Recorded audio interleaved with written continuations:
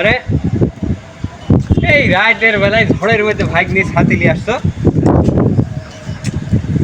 আর মামা ভুলেন না, এই ল্যাংড়া কানা জাতা মাতা ভিডিও করে ভাইরাল হচ্ছে, আর আমরা এই দিন রাত পরিশ্রম করি মশার কামড় খায়া, হ্যাঁ কুম্ফু মশা মারিও ভাইরাল হতে পারছে নি।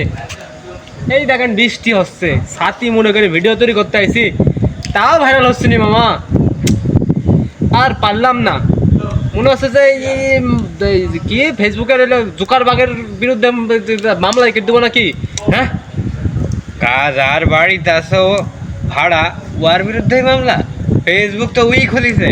আচ্ছা শোনো, একটু ধৈর্য ধরতে হবে। হ্যাঁ আমরা সবসময় সফলতাটাই দেখি, কিন্তু সফলতার পিছনে যে দীর্ঘ পরিশ্রম এটি কেউ দেখে না। কারণ হচ্ছে যে আজ যারা সফল এরা কিন্তু দীর্ঘ সময় ধরে পরিশ্রম করি এই জায়গায়। হ্যাঁ তাই আমারও হচ্ছে ধৈর্য ধরতে হবে। পরিশ্রম আমরা করছি এটা নিঃসন্দেহে, কিন্তু তারপরেও আমি বলবো একটু ধৈর্য ধরো, বুঝছো?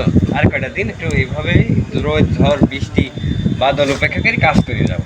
বলছেন তাহলে? হ্যাঁ তাহলে মামলা টামলা করবো না? না এই বিক্রির মতো জাকারবারকে মাফ করে দাও, এই পরের বার হচ্ছে এক মামলা ঠিকই। আচ্ছা ঠিক আছে, চলো বাড়ি চলো।